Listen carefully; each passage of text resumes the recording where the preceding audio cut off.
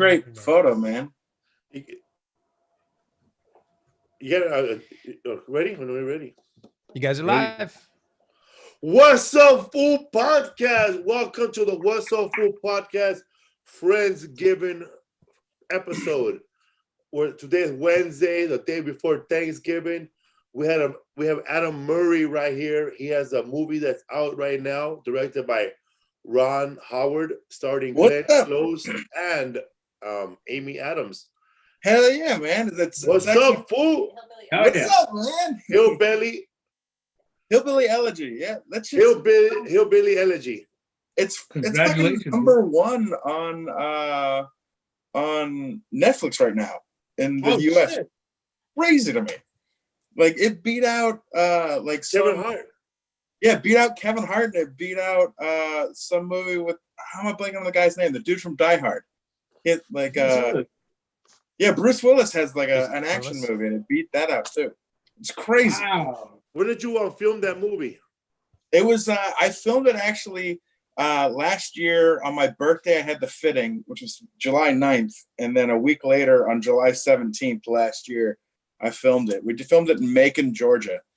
When you got the audition, that you had to sign up an agreement to not tell nobody that you're reading for this? Yeah, there was I had 3 auditions. So the first one, if you've seen the movie, the first one I auditioned for was the guy that like brought the grandmother food. And the second audition was for the guy that like flips out in the card shop. Like they fall over and they fuck up the card shop, and the guy yells at them. And you know what a slate is, Felipe, like when you like height and all that, you're supposed to do it in character.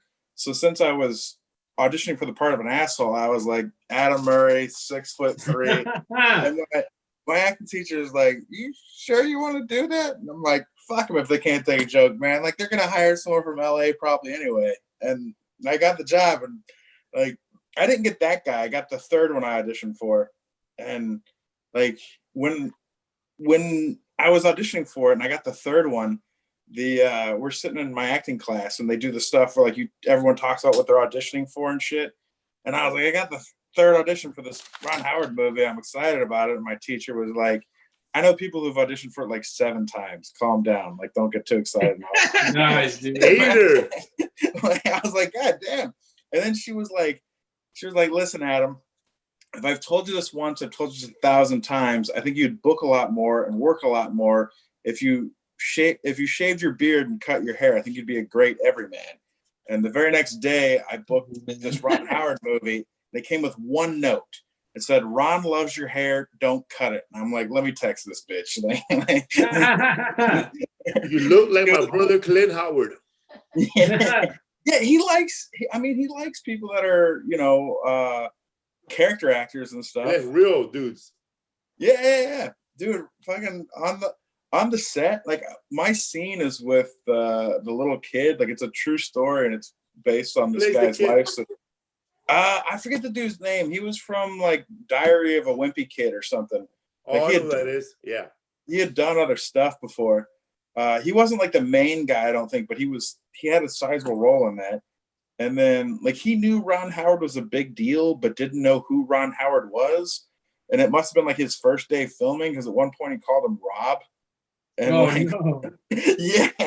Rob Howard. Dude, you could tell he was going to fucking beat himself up over that, because, like, he was, like, Ron, very nice, was like, actually, it's Ron. And he did one of that thing where he's like, ugh, and then, like, tried to act like everything was all right, but you could tell it was still, like, fucking bugging him. Dude, it was so funny, man. But like, yeah, dude, it was fun, man. Like, I was in Macon filming it, and like it's a small town, so like the locals knew what was going on, and like anyone they saw that wasn't supposed to be there, like me, when I showed up at the bar, they were all like you had to go eat somewhere, so I went out to eat, and people were like, "So what are you doing here?" And they all knew. Like, I was like, "Yeah, I'm just, staying around, just enjoying Macon, I'm like, "What do you do?" I'm like, "I'm a comedian." And they're like, "We know why you're here. You're here for the Glenn Close movie. We already know. Everybody knows. We all know." I was like, "How the fuck does anyone know?" But yeah, did you get invited to a clan meeting? dude, I did go to like this. I went to this. I like going to places that are like restaurants where you can't like it's Let black people in. unique to wherever it is. Like I went to some hot dog shop that's apparently been there. It was like a hot dog and hamburger place. It's been there for like 100 years, 100 plus years, and they had the menu written on the wall. And there was some fucking redneck dude standing in front of the menu, and I'm reading the menu, and he just looks at me like, "The fuck are you looking at, man? Like you want to go? Like he wanted to fight me. He acted like he was gonna pull a gun or a knife from his pocket. Like I'm like, you're standing in front of the menu. Like I'm reading the menu. You told him that? Yeah, it didn't calm him down. Like his friends had to like start grabbing his shirt. Like just sit down, man. Leave him alone. How old was that guy? Dude, he had to be in his 50s. But he was still like, you looking at me, I will murder you kind of thing. And I was like, what the hell is this guy's problem, man? Like if that guy were to go for a dentist and get an oral exam, how much you think he's gonna pay for all those teeth to get fixed? He's taking out a mortgage on his house to fix those teeth. So we're talking like he needs teeth pulled. Yeah. Oh, he needs teeth put in, is what the dude needs. So basically, this guy's gonna die of some diabetic disease or fall off a roof. Probably, yeah. He's or drug overdose or something. Like he was clearly like, I don't know. I got the feeling that guy did some shit that he probably shouldn't have, and it's like affecting his emotional health. You know what I mean? Like fights people at burger stands all the time, dude. The way he acts. The barbarian. The way who? Did I play with a hot dog stand? So how was the hot dog? Dude, it was great. I ate it and I'm like, okay, I get why this has been here for so long. Like it's damn good. I mean, it wasn't like when you've been into that hot dog. We've been eating hot dogs here in LA. We went to Pink's. Yeah. Pink's, and then like I think there's some hot dogs in the valley. Carney's. Yeah. Another place called Court Dogs or somewhere in the valley. Judge, it was like a place where they have a law dogs. I don't know, man. But the guy sold hot dogs, and then in the back, he'll give you free law advice. Those hot dogs, man, and the other ones, the real ones, when you bite them, bro, like real meat, snap. Like they have so much of that casing that it snaps. Yeah, they got the snap. Yeah. Dude, the best hot dog I've ever had came from this place called Fat Johnny's in Chicago. It's a shack on the side of the road, right next to like the parking lot for a. Don't call me fat. I saw it on Anthony Bourdain's No Reservations. Like it's literally a shack that looks like a strong breeze would blow the thing over. There's no parking lot. You park on the side of the road, and it's like the south side of Chicago. So like, it's a little sketchy, but like, it's worth. I saw it on like Anthony Bourdain's No Reservations, and it's legit, dude. What kind of hot dogs they had there besides the hot dog you had? They had red hots. They sold tamales. You can get. They had a thing called a father-in-law, which is like chili and cheese and shit all over. Like you can get a hot dog with like a hot dog and a tamale on it, like with chili. A hot tamale. Dude, they have it. They go crazy. You can even get one of those things where they take the Dorito bags and like open it up and pour like chili and cheese and shit in there. Like it's legit, man. It's really good stuff. Who knows how to make tamales at this place? Dude, Chicago's like a thing. Like the tamales are like a thing in Chicago. About here in Macon, Georgia. I mean, in Georgia, the only place I get tamales in Georgia is a place called Tacos Veloz. No, but you said you went to a hot dog place in Macon, Georgia. And I asked you, how were the hot dogs? You said they had tamales. No. The place in Chicago had the tamales. Macon was just awesome hot dogs and burgers. I don't remember the name of the fucking place that I went. There's some old ass place in Macon that like I'm telling you, it's like 100 and changes. Like I think it came out in like 1905 or some shit. Like it's 150 years old or something. Picture of Guy Fieri on the wall.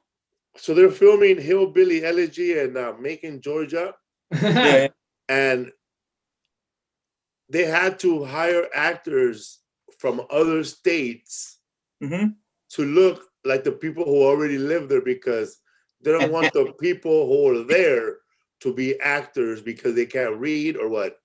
Little I snitch. don't know, man. They It seems to me that they're mad that you're in the movie and they're saying, well, this motherfucker looks like me. They could have asked me. I'm sure, but when I'm in something, some paisa or some Mexican dude passes by who looks like me, and he's wondering, what the fuck, why not me? You need an agent, I though. think You know. probably, man. Like I'm an I don't actor know. too, man. They like I mean everyone around Macon was pretty cool except for that one guy at the hot dog place. Like most people were like super excited to say hi and talk to me. Like when they found out I was a comic, they were like, "Oh fuck yeah, man, we got an open mic over here." It's like I don't know who in Macon is doing stand up, but I guess apparently, but they were just like, "Yeah, cool, man." Apparently the Macon is famous for being like the home of the Allman Brothers, or it could be a different band, but I think it was the Allman Brothers. They had like Also, they're known for making fake bacon. Bacon. Bacon. So what's up, man? This Thanksgiving, man. Are you one of those people that say, you know what? I don't give a fuck. If I want to have 100 people in my house, I'll have 100 people in my house. Bro, let me tell you something, man. As far as people complaining, anybody that knows when you have a Thanksgiving, and my family knows, we only have the same people there every Thanksgiving. We have never invited people from out of town. Nobody has ever been flown in to eat at our house. If you're not invited, don't buy a plane ticket. Yeah. Dude, we never invited no cousins to go eat Thanksgiving in our house. There's never been a relative that stumbled into our house on Thanksgiving and shit with a hat talking Or about from a tough Mexico, year. right? Dude, Never, bro. We used to go people visit. are crying. Like there's the people that follow me on who've been to my shows probably. They're like making posts. Fuck them. Nobody's gonna stop me from enjoying my Thanksgiving. If I want to bring 100 people to my house, I'll bring 100 people in my house. And I'm thinking to myself, you better ask your mom. You better ask your wife. That's 100 dishes, motherfucker. Yeah, That's fucking 100 sets of forks and knives, motherfucker. That's a lot of fucking for that cups. many people. Hey, that's too many people. You know what? For You know me, how much chicken How many kitchens you people- have? 20 people on Thanksgiving is too many. 10 Yeah. is too many. Your You know Thanksgiving what, is man? sold out. If it ain't 7, don't invite me. Dude, What's the biggest Thanksgiving you've had? Edwin, I'm sorry, Adam. the most of my people, it's probably about maybe 10. It's typically about like 8 people is about how many. It's typically like Most? when I've done it in the past, it's like we go to like a grandparent's house or something, and maybe like as I've gotten older, I've gone to like friends' houses and stuff because I wasn't near family or whatever, or family wasn't doing it near me. But typically, it's like I've done Friendsgivings before, where it's just a bunch of friends that meet up and everyone brings a dish. But yeah, it's typically about 8 people. Like tomorrow, I'm going to the relatives of like one of my roommates, and it's going to be 8 people. I made my grandmother's key lime pie. I'm bringing for it, but everyone just brings like a dish, and we just all sit around and eat. But the good thing about going to like a Friendsgiving or whatever is you're not having family getting in fist fights and shit. Like you don't have all the crazy shit that goes along with family, Asking questions, man. Yeah, man. You don't have that, your crazy, cousin or uncle or whatever, oh, now's the time I can say this political shit that I've been thinking in my head all this time. Is that like only a white thing to do? Talk politics at the table? Because when I was a little kid, nobody spoke about politics. Like, It's been like I've been to a lot of Thanksgiving places where nobody spoke about politics. When I was volunteering at the Laugh Factory, giving out food, nobody mentioned shit like that. When did that start? I don't know, man. It's only been like the last maybe 10 years. Like I think the media talks about it more than it happens. But that shit either. But I mean, it never stopped family from fighting about shit. Like I remember Thanksgivings where like my brother and my dad got in a fist fight at my grandmother's house for some. Like, I don't know what we're arguing over. On. That's what I call Thanksgiving right there, dude. But Dude, man, it was we like do stuff. my Thanksgiving, grandparents bro. on my dad's side lived in like the Carolinas, like South Carolina, and my other cousin stuff we used to visit lived in Tennessee. And whenever we would go visit, I was like, back then you didn't have social media, you didn't have the internet like we do now. So I was like, we can, act like we're a normal family, like this shit doesn't happen, and no one would be the wiser. And then, something would happen, they would fucking start having a brawl or whatever. I was like, are you kidding me? Like, come on, like we're here for like fucking 3 days, 4 days. You can't fucking hold it together for like 72 hours. The fuck, man. But that's family, man. Shit gets crazy. I'm certain you guys have your own stories of like, shit going haywire at a fucking Thanksgiving or something. I punched one of my brother in the jaw on Thanksgiving. Nobody was looking. You punched your brother in the But that's another podcast. What episode something? Episode 224. You can hear the full story. It might be on a cartoon. The last episode. We have the clip up today. We shared it today on the channel. But you know what?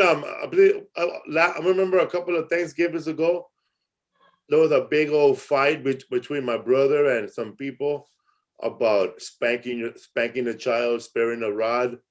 And he said, you gotta spank your child. And I said, you turned out okay, right? And they got all mad, dog. Ooh. Then that fool got self-righteous, and then he turned into a piece of shit, dog. Dude, that's what happens. Typically when people are fighting over something stupid, bang his head on the ground, dog. It's typically never about politics or something like that. It's someone says something like that, like you're supposed to spank kids, and like, well, you don't spank your kids. What do you mean? And then it's just it usually happens. It happens. Has it happened to you, Adam, where there's family there and there's kids, and then like some kid is doing something that normally it's okay, but to an older generation, you're gonna let them do that? Yeah. Dude, I mean, like I remember one time, like one of the little kids, there was like a cake, and one of the little kids had gone up and like ran their fingers through it to like hell no. eat the icing or whatever. Yeah, like some people were flipping out. The parents were like, it's fine. Like there's a whole other cake. Don't eat that part with the fingers in it. If that's what relatives sound like the Joker, bro? What relative? The Joker? We're a little. Because the way you said it, coat. you said it. It's okay. That's my aunt. Let me tell you, man, somebody doing that, I would be upset. Like if my son would have did it, I would have been so upset. I say, you know what? We're gonna leave now. But I remember if I would have done that, I would have been showing you my dad's handprint still. Look. See, the strange thing with like my family is they get indignant and they don't want to leave. Like if something crazy goes down, like you're not gonna. Who are you to tell me to leave? Like that. That's the way they get. I'm not leaving. Gonna fucking tell me to leave? You're not telling me to leave. Like that's how fights and crazy shit also starts. Is that kind of stuff. Like, is there a lot of drinking at your Thanksgiving gatherings? No. Actually, okay. They typically Apple cider. The crazy thing is like when I was growing up, like my dad wouldn't drink around my grandmother, like unless he maybe once or twice he had a beer, but for the most part he didn't drink around her. And my mom, I don't remember my mom hardly ever drinking, but my grandparents would drink. They would be like the only ones drinking. They'd have like wine, like a glass of wine with dinner. Like always, they always had a glass of wine with dinner, but that was never like no one ever got drunk and started a fight. They were sober making those stupid decisions. Like they were, like, they didn't imagine they're drunk, dude. Oh no! Hey, man, you have a grandmother that cooks really good. Do you remember anything memorable from Thanksgiving that she made? Dude, man, it was like both grandmothers on either side were fantastic cooks. One was like a dietitian, and so she like made all sorts of crazy good stuff, and it was always something different. Like I mean, I couldn't even tell you like the one thing. I mean, you know what she did one year for Thanksgiving? She made like they were wealthy, and they made like a prime rib with like Damn, prime rib. How you had meat for the first time? They went crazy for it one year, and I was just, I mean, who knows? Maybe they had a good financial year that year and decided to do it or something. Prime rib, huh? Wow. Dude, like in my adult life, I can't fathom someone actually like making a whole fucking like a giant ass real prime rib for like that's crazy. Like that's gotta be $100 just from the prime rib alone. That's what Jamie's doing, bro. Prime rib. Right? Is that the same grandma that made those stuffed peppers? All day. Hold on, man. We have a question from the wet bandits over here. White bandits. Is that the same grandma that made those stuffed peppers? Yeah, man. Dude, she used to do all sorts of crazy shit. Dude, she made she used to have that grandmother used to have like special spoons just for grapefruit. Like she had a special knife to like cut grapefruit and like cut out the sections. Like it had a bend to it, so she can cut out all the individual sections. And then she had these little spoons that were shaped like the sections of the grapefruit, so you could scoop it up.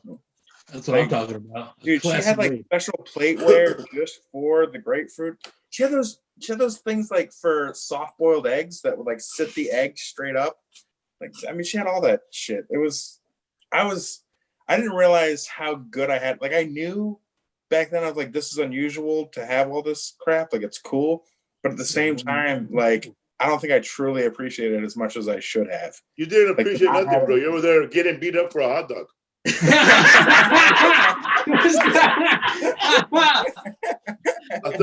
All that good stuff, bro. If I had a grandma that showed me silverware and a fucking eggs Benedict holder and shit, and then somebody would have told me, you know, they got hot dogs over there. Fuck that place. I drove by it. Nobody there was wearing a belt. That place stinks. Hey, your grandma sent that guy to kick your ass because she's like, you don't want to eat my food. Put that guy in the headlock.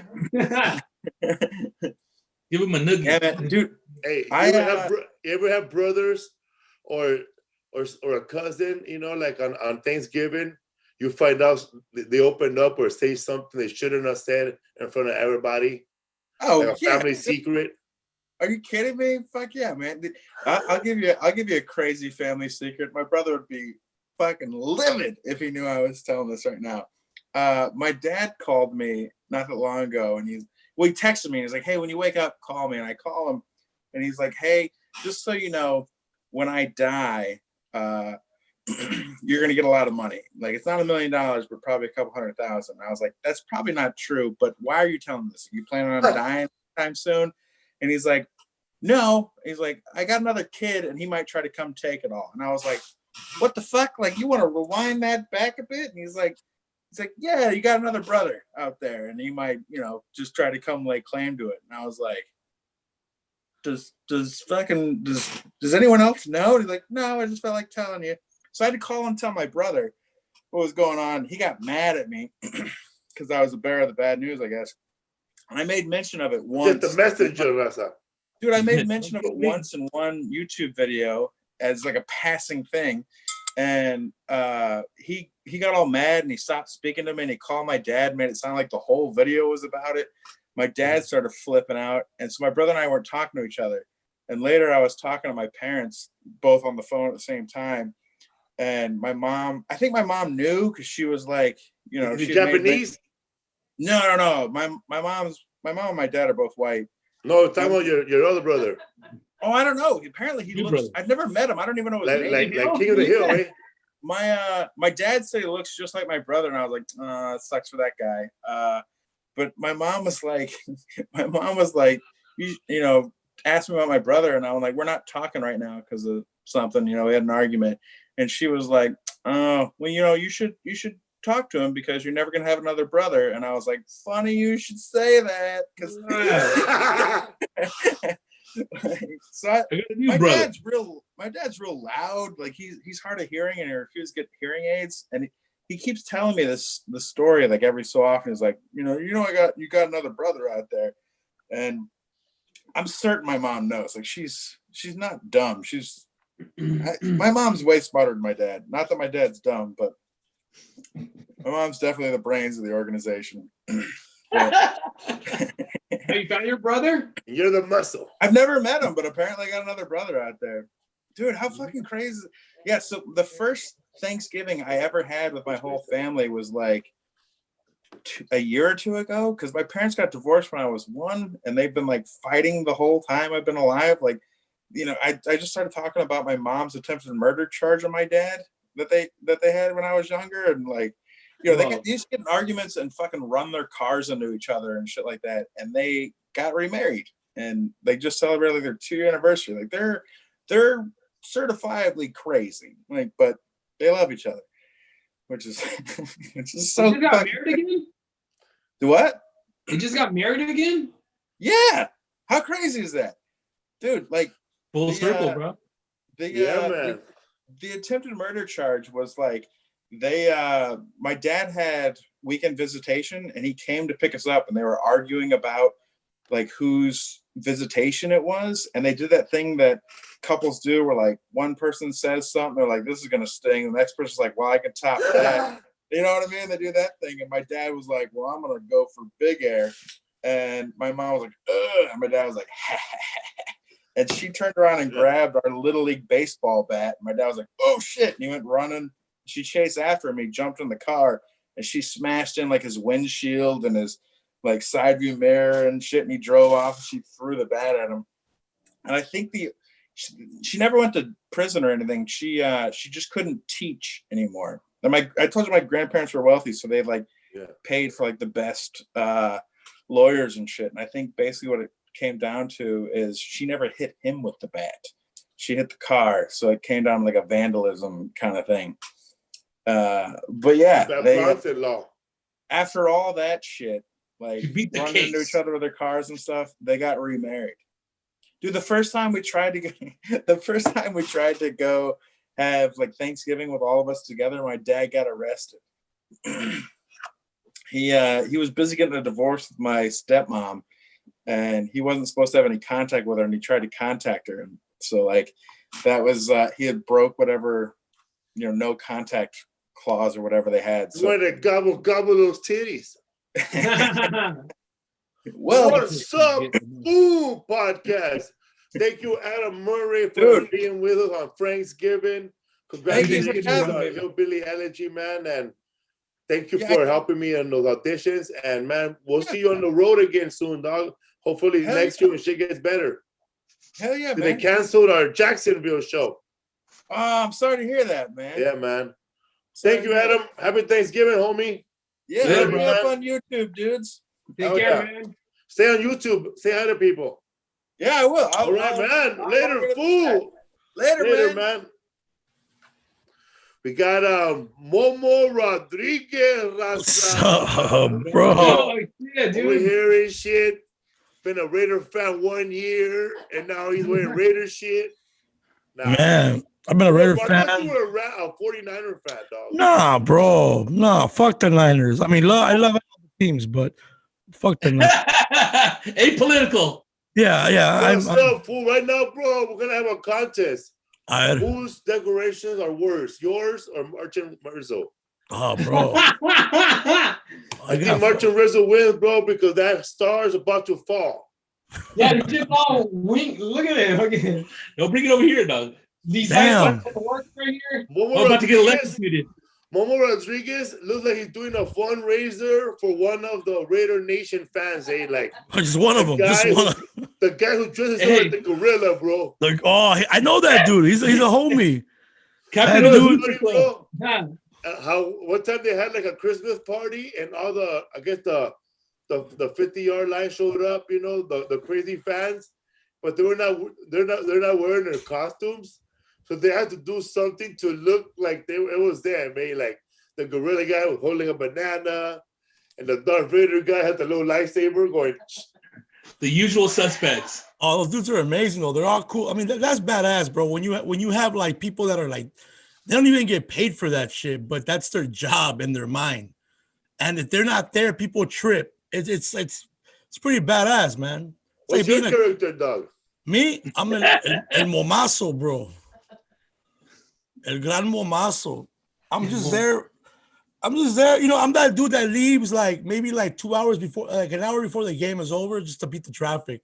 That's me, No, bro. Me too, dog. Because you don't want to be a Raider fan. I try to be there I try to leave by the when the half of the third quarter is over, and I still don't make it on time. I plan to beat the press. I want to beat the press or happy in the parking bro, lot. Yeah, you don't want to get mobbed. Yeah.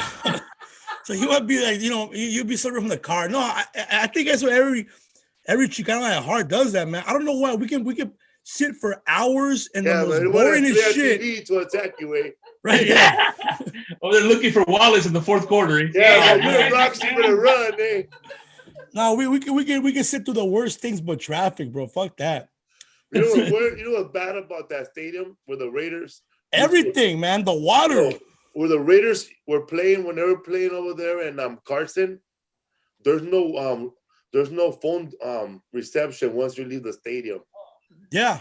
So everybody was taking an hour, 3 hours to get a fucking Uber, bro. Really?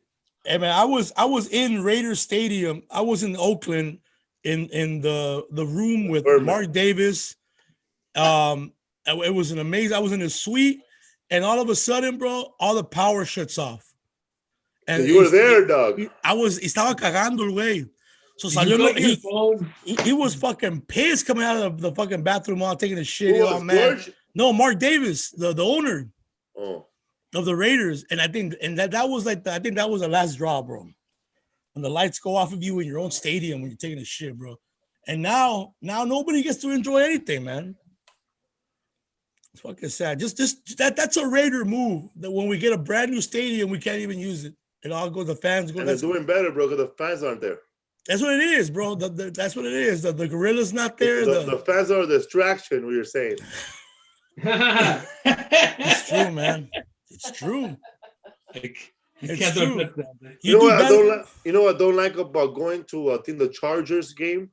It's like you might fuck around and sit next to that cannon that goes off. I was watching a Raider game against the Chargers, and that fucking cannon kept going off, bro. Remember Rodrigo? I messed up my ear for like 6 months, dog. To the visitor side, bro. Brrr. No, it's a real cannon, dude. It blasts off. Huh? With blank. What does it shoot out like? Brad Williams, bro. Okay. And little Gabriel.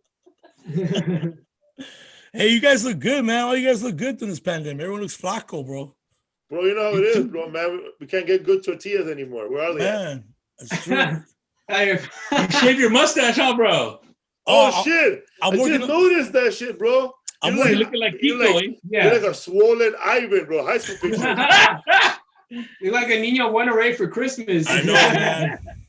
You're not used to it, bro. You want to lick it, eh? No, yeah, man. Get on the Duvalin cover, eh? Yeah, bro. Oh, I love that guy, bro. I'm a big fan. That's what it was when I shaved it. This part was pink and the rest was black, bro. But those glasses, bro, you have to Miss Doubtfire, bro. Oh, these glasses. These fucking glasses, bro. These glasses are. Those are good glasses, bro, but not with that outfit. Those no, fucking, I look like those are glasses for the big British Bake Off. No, bro. Today we're about to make a fucking football biscuit. Oh, bro, these glasses are amazing. They're just like, you know. Well, you those glasses, bro, when you go fucking target shooting, bro. We wax some grass. You are fucking clean cut, homie. I am. You look like 20, bro. 20 years old. Okay, I'm working on a TV show right now. We've been shooting since October. That's what it is. It's what it is, bro. No, I'm working on a TV show right now, and when I got the part, you know, I had the mustache on. It was cool. And I think it was the first day on set, they just shaved everything. They're like, we want you to look old, bro. I'm like, yeah, but my bad teeth made me look older, though, dog. And like the mustache, my bad teeth made me look older. The mustache was just hiding it and shit. Oh wow! Let me take off my hat. Eh? Look, bro. They How big was that mustache we're talking about, bro? Nomás aquí, güey. I was right here. Look, I'm gonna show you something embarrassing right now. Look, Rizzo's mustache. I'm gonna show you something embarrassing as fuck right now. I'm gonna show you right now. I'm gonna take off my hat, and they actually spray painted my head black to fill in all the fucking hair I'm losing. Oh shit! Look at, see how you can see the freaking.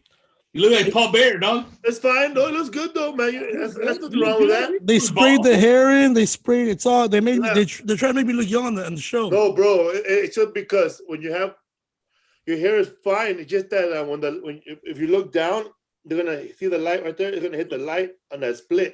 Bro, it's like shining. No, it is. My hair looks good from far away, but when you get close, it's like that.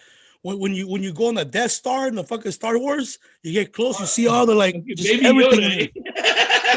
Doug, you should have told the makeup artist, listen, I have no lines, I have no close-ups. Why are you messing with my hair?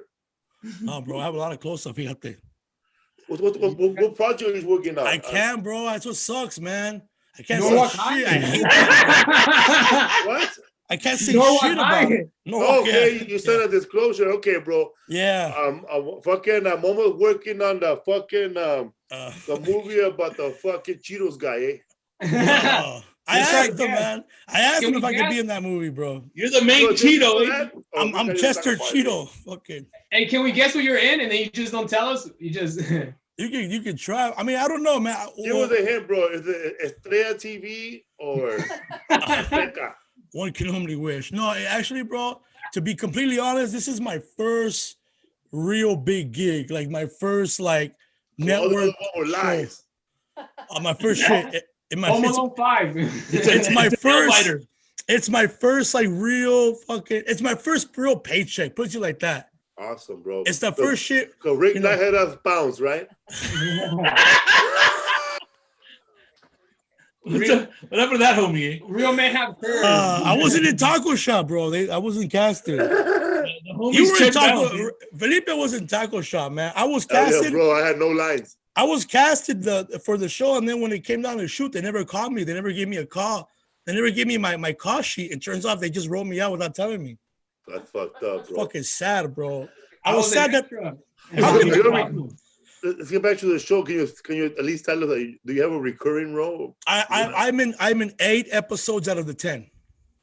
Hell yeah! So good for you, bro. Good for you, man. It's my first principal role in a TV series, and who plays the vice principal? Yeah.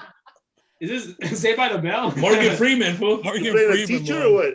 No. I can't say, but all I can say pretty much is that I'm working with guys that I've looked up to for years, and they're all just guys that are, the show's been on for a while, and I'm on the next season of it, and it's been, bro. I mean, I'll be honest, man. You and I, you're in a lot of shows, Felipe. You're on you've done all this work. One episode of Superstore. This year. That's it.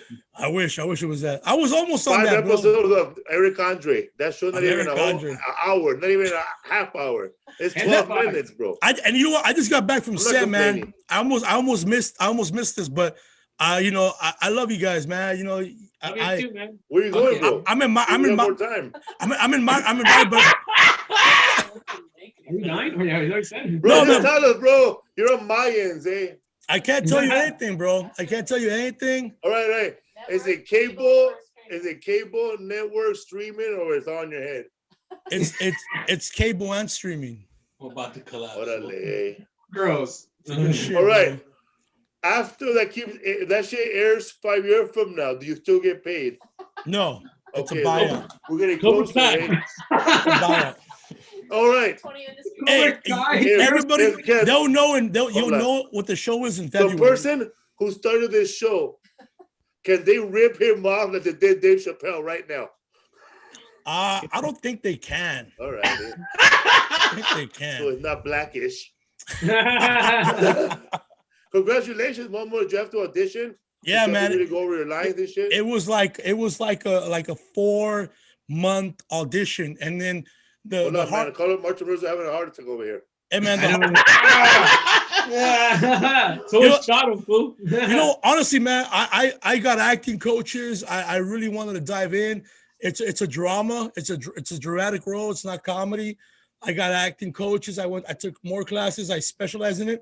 I think it was a 4-month audition, and after I got like 5 callbacks, they just threw as much as they can at me to see if I could do it. And then now we're shooting during the pandemic, which when you shoot during a pandemic, it's just I get tested 3 times a week while we're shooting. So every Monday, Wednesday, and Friday, I got to go get a COVID check. And when you're on set, you get a COVID check that morning. So it's been crazy, man. And then everything's different on set. Bro, the first time I'm on a good show, I can't even enjoy craft service the right way, dog. You know what I mean? Like even not even that. Everything's changed, but it's pretty fun, man. And it's something good for Raza. And I'm really happy they took a shot on me, man. They say that does this show involve Fools Gone Wild? No. Unsolved mysteries. Are you on Storage Wars? Are you playing against his? Yep. The Connors. No, I would want to be in the Connors. That would be a good show. But no, there's somebody asked, do they pay you by the pound? Yeah, they pay me by the pound. Okay, somebody asked, bro, are you playing 2 characters on Saved by the Bell? The new Saved by the Bell. It's Screecho. I'm playing the bass side. I'm playing the bass side. So you're on Gentefied.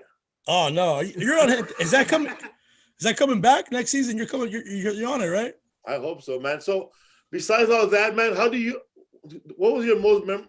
celebrate Thanksgiving? Are you one of those that needs to have 100 people in your house, or you're just your wife, your mom and dad, or your close family, or you bring cousins and shit? My mom brings everybody, bro. My mom's house is le vale, bro. Le vale. She'll bring everybody. She don't care if you have a dietary restriction. You know, if you don't fucking eat meat, she'll make you bring the ham.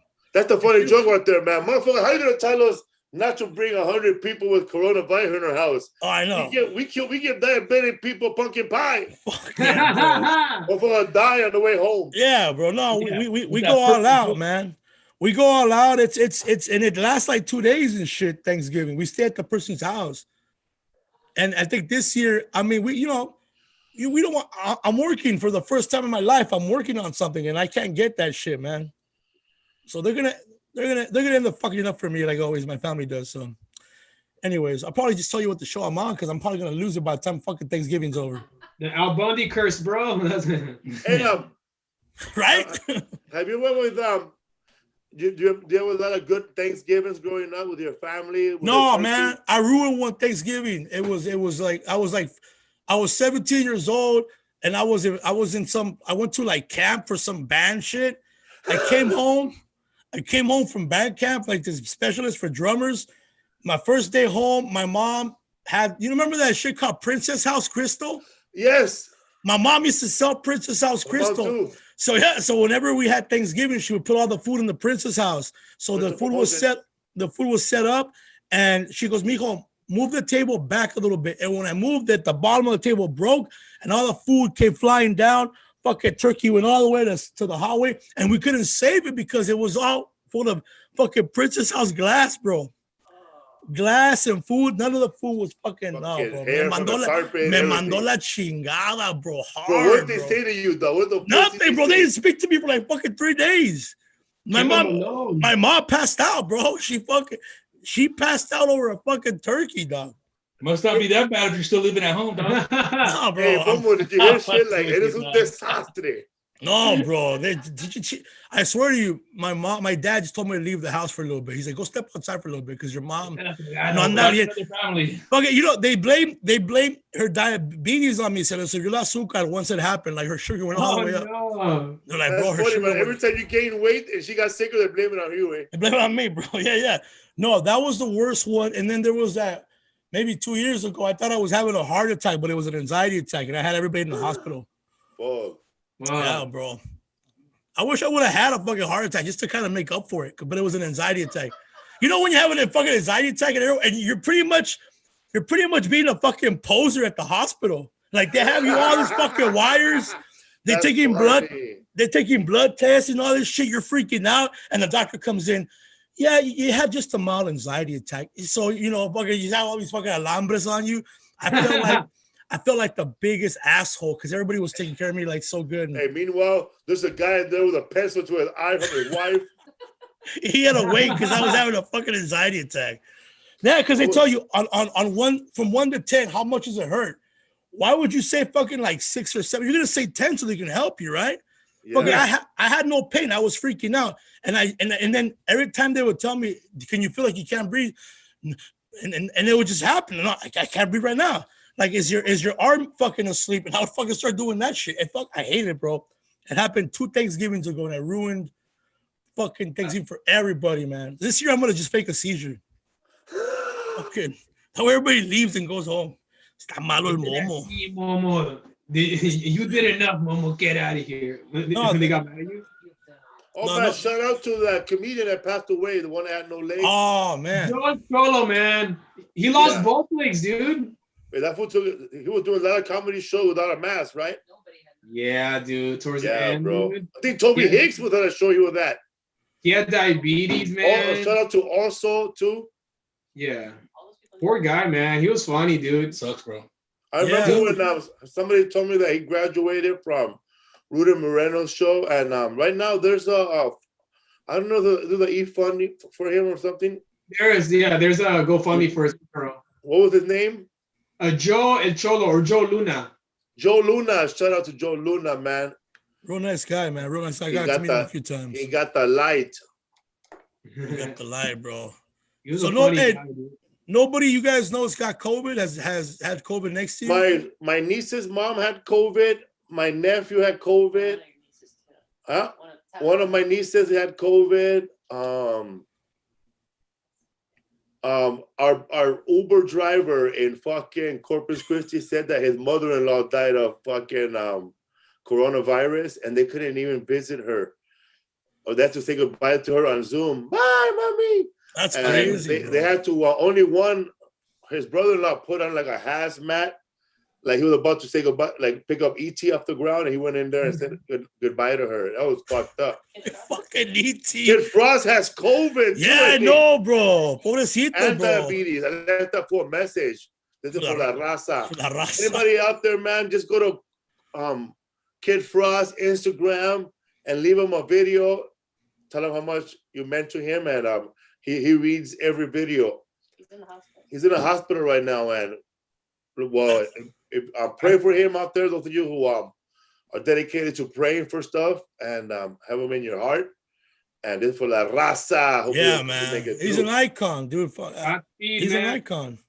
Did you listen to that dude a lot? I listened to him. I listened to Kid Frost, Rico Suave, anybody from Thump Records. Light shade of brown, bro.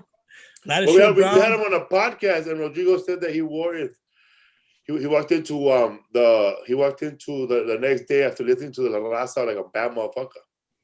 That was my Song, anthem, bro. dog.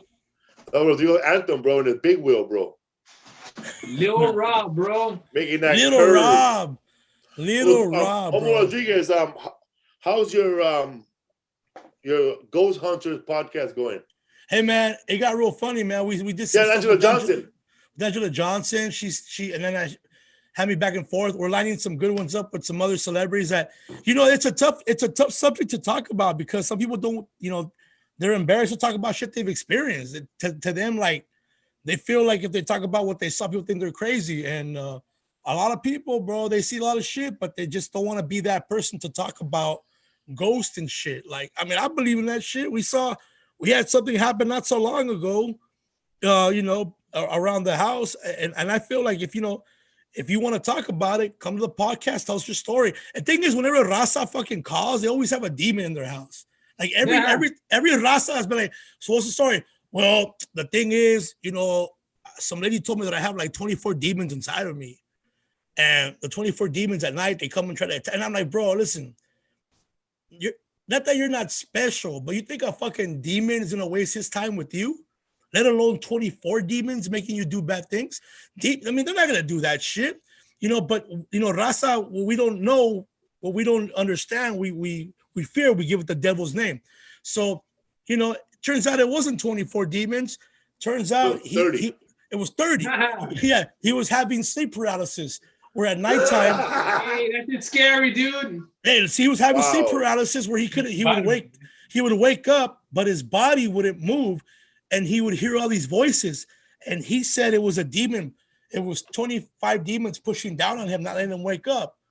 I'm like, nah, bro, you fucking ate something bad before you went to bed. It wasn't a fucking demon, you know. But it's stuff like that we talk about on the podcast. You gotta do it, man, because I want to hear your stories. I want to do it, bro. I want to do it next time. I want to hear what you've had. I know you've been everywhere. You've traveled. I'm sure you've had some stories where like, fuck, what, you know, where shit has happened. Yeah. You know. Who's your co-host? Don Hefty? Don Hefty, bro. El más culo when it comes to the stories. That motherfucker he's afraid of every fucking story.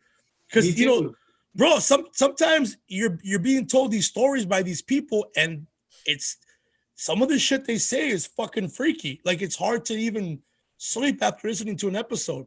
You know, even when we did Angela Johnson, she had people calling in that was freaking us out. There were people saying they had the sign of the devil, and I don't know, man. I think if the devil was coming after you, Nah, you gotta be special as fuck. Yeah, I mean, who are you really? Like, your name Damien or what? Yeah, they want you, bro. It's like the devil's he's not gonna come after you. He has other shit to worry about. You think he's gonna worry about some dude in La Puente that hears things in his garage that the devil's got an there? enterprise to run, bro. And like Fred Stoller's mom's pearl says, they're waiting for you. Yeah, There's another one. no, it's doing good, man, and I think we're about to jump on the same people you work with. Work with them. All right, cool, man. There's some people like, cause we had that one guy that the medium. My boy, the one that I've known him for 20. I've known him when I met him in college, and we're the ones that started that show. We're the ones that did Ghost Hunting together. AJ Barrera. He was good. He was really good. So AJ and I have been doing that shit for like almost 20 years. We started off as paranormal investigators, going to people's houses. We also had another lady, Myrna Velasco. Myrna. Yeah. She's been hired to work for the FBI. Yeah. Hey, No, you didn't. bro, Yes. did She AJ did, tell bro, you? as a medium. That's what she Yeah. The Mother She Goose. helped them solve a couple of crimes Yeah. No, against humanity. did AJ tell you about that time? He was at his house, and he used to do readings at his house. So he had this like veterano come to his house and say, "Hey man, I heard you're legit. Just do this." He gave him a reading, and the AJ said to him, he's like, "Is there a guy? I'm seeing a riverbed, and there's a guy that's On the River Holmes. he's going like this, like pulling something out. What does that mean?" He's like, he's suffocated, like he was stabbed, and then the cholo goes, "Who the fuck are you? Who told you this shit?" And AJ was like, "I don't know what you're talking about." He's like, "Who told you this?" And he's like, why does he keep on showing me like you're running away? Well, turns out AJ says that this cholo stabbed somebody, left them for dead, and that guy he killed was coming after him, came through during the reading. Yeah. Where's the book collectors, dude? Yeah. So he stopped doing house readings because I've spent the night at AJ's house many times, and since that's where he had his readings, And there it was was no like, tapatio. bro, it was like that movie Ghost or Whoopi Goldberg where they're all just hanging out waiting for their loved ones to come by. His house at nighttime, bro, you would hear the shingles just go like ting ting ting ting ting back and forth. The blinds, I mean, they would just go back and forth. Someone was passing by. I mean, I believe in that shit. I don't know if you guys believe in that shit, but I believe in it. You know, I believe in ghosts. I believe in it too. Bullshit. What's up, fool? Momo, what you got coming up? You want to promote anything? So let everybody know. I'm promoting a TV show. I can't talk about it, but just 90 Day Fiance, huh? yeah, that's why it's in 90 days. You're I in can a new tell it show happened. called My 295-pound Life. Oh, I wish, dog. Okay, that's my goal weight. You're on NFL team swaps. I'm on T-Swaps. Yeah, no, it's gonna be so. Hey, look, man, I'll be honest with you. It's gonna be something great. I'm really proud of it. I've never done anything like this, and I've always wanted to. You're in a big Boyle Heights Bake Off. It's kind of like that. It's just something that I wish I would have done earlier in my career, but we all have to wait for that one moment where things just land on us, and this thing landed on me. And my job right now is to make sure I do my best and give it all I got to represent all of us, man. That like us right here, like last comment standing. No, man. You know what? There will only be one winner of that show. That's Latino. It's always going to be you. Hell yeah, bro. The other one got kicked out for being a pussy on the phone. We love you, Momo. I love you. We always talk about when is the next break-in? What's your next thing you're gonna sneak into? You know what? It was part of this TV show, bro. No, I thought because the Emmys just came by, I thought you were gonna come in the Zoom. Pass by. Hey, I do this shit great. How am I supposed to? And I won't have to fucking break into the Emmys, homie. That's the goal. That's the goal. It's one of those roles, man. It's one of those roles that fucking, it separates you from the paisas. So next year when we talk, there's gonna be more lies behind you, huh? More, bro. There's gonna be. You're gonna have to go. Yeah, you're gonna have to go through somebody to talk to me, bro. Yeah, you're gonna have that big ass line like fucking the movie Tron, like Martin's house. VIP and all that. Martin's house looks like you're about to get in line for the fucking Space Mountain, bro. Hey, I saw Martin during the pandemic, bro. I saw him at fucking the store. I saw the video you guys about shopping. I don't. It's funny how we just recognize each other's eyes, bro. It's so crazy, yeah. Like, oh wait. I'm like, you still live in Norwalk, borderline Whittier, then? No, I live in Norwalk, borderline Artesia, Cerritos. Oh, okay. Norwalk, borderline Whittier. Nah, bro. Más pa abajo, güey. Más pa abajo. No, me. That's where I live. Oh, you? Yeah. Yeah, and I'm like, and it's funny. We looked at each other in the bread aisle, bro. Yeah, you get a long stare. Like I know that. I know those eyes. I know those eyes. Yeah, it was funny. And it was there was no toilet paper. It was during the real shit, right? That's the beginning of the pandemic, dude. That's when they got mad at me for buying 2 pieces of meat, bro. I've never had to go put away a piece of meat. It's fucking embarrassing. Because you can only have one, sir. Only one, sir. Beefcake. What's up, fool? Momo Rodriguez, Paranormal Gordos podcast, right? Gordo Activity Podcast on all the platforms. We're out there. Check it out. Some great guests. Soon we're gonna have Felipe Esparza. Yes, you are. And we're gonna hear his stories about El Chamuco and all that shit. Hell yeah, bro. I saw an old lady in my house one time. What's up, fool? Thank you, Momo Rodriguez. Happy Thanksgiving. Happy Thanksgiving, brother. Happy Thanksgiving, man. Give my best to your wife, bro. This week, we're going to take it. A huevo. All right. Oh, yeah. Bro. Give my best to Lisa, okay? I'll see you guys. Thank you, Momo. What's up, fool? What's up, fool? Podcast. Hey, we have Martin Moreno. Looking good. We got the fucking Slaughter Before Slaughter logo back there. Everybody's been asking so many questions. People say that you were doing an album at Abbey Road Studios. What's up, man? Happy holidays, Felipe and Rodrigo and Martin. James. What up, foe? Abbey Road Records, yeah, they contacted us along with a bunch of other, people that wanted to be part of it, and it was hard, Felipe, to make a decision, bro, because everybody was fucking interested, and they wanted to get the tips on it. They were like, hey, these are the next Beatles, eh? Tell them about before the storm, tour that got canceled. Tell them about the tour that got canceled because of COVID. Oh, dude. Oh, yeah, do the Slaughter tour? We were going to be galvanizing worldwide. A worldwide tour, bro. It was fucking ridiculous. It was, oh, my God. We were going to be on the Moon Tower. Lost all the deposits, but, what are you going to do? Lost all the deposits. They killed Dimebag. We're trying, bro. We're trying. We're trying to bring it to the people. That's what we are. We're a man of the people. Thanks for inviting me to Friendsgiving. I know it's not Thanksgiving, but fuck it, I'm honored anyway. A lot of people are asking, how did you wake up the next day after George Perez's podcast anniversary episode? I stayed up all night, Holmes. Hardly. Weren't you going to get tested a couple days after?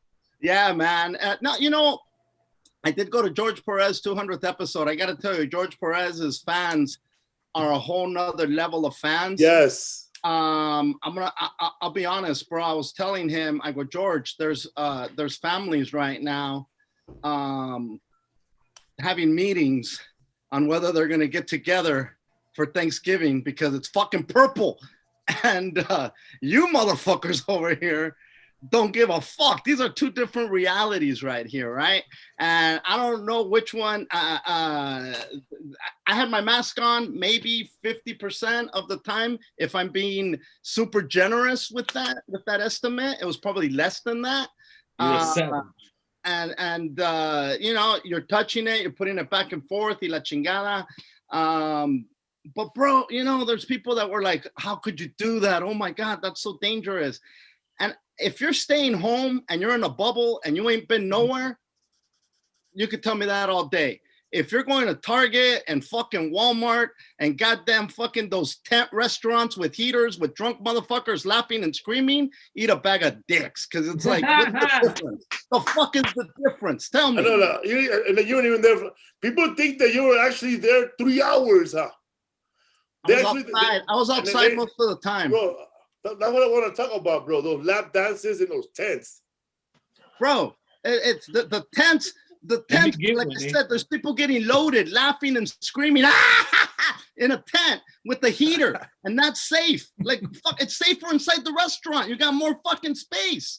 You know, it's fucking, you're camping out there, fucking eating and shit, you know? And there's all those people, and they think that that's safe. You know, it's like, and it's so easy to say, oh, that motherfucker's not safe, and that motherfucker's safe. Everybody just stay in your fucking lane and do what's safe for you, you know? So you're gonna have 100 people for Thanksgiving like everybody else? No, we're having a really chill Thanksgiving, to be honest, bro. You know, your Thanksgiving, like with your family when you were living in Wheelmas growing up, were they big? Like everybody came over, or did you have one? Like, man, come on, bro. Before Thanksgiving, when you were like in high school or right after high school, did you have that one Wednesday when you got fucked up before Thanksgiving? Bro, right before my granddaughter was born, I got fucked up with you, Riley, bro, 7 years ago, homie. Before Thanksgiving? Dude, the night before Thanksgiving, I was hungover when she was at the hospital being born, bro. I was crudo like a motherfucker. I hooked up with this chick on an app, bro, through a fucking Google Translate. She was a pilgrim, eh? I didn't want to live. Talking about helping with my tuition and I'll fucking suck your fucking chile. And I was like, you know what? Fucking, I understood that translation. How much does 25 bucks buy worth of books, eh? And she goes, fuck it. It buys me a notebook and I'm in. Bro, I partied. Me and G. Riley got tore up at a place called on his boat. Kitty. It's not there anymore. It was this martini bar. And you could still smell the cigarettes from the 1970s in that motherfucker. Martini Moreno. With Kitty, homie. That place was the go-to after everything shut down. They stayed open till 2 a.m. selling you some strong-ass freaking martinis. Nice, I woke up with the olive in my mouth. I remember, man, when we would do stand-up comedy at Wild Coyotes, and we would have the Wednesday night show. That always was my favorite show of the year, man, because it was guaranteed packed and everybody partied and we did comedy till midnight and then went to walk whatever fucking Ordóñez till 4. Yeah. But man, those things, I remember, man, those shows were so fucking packed.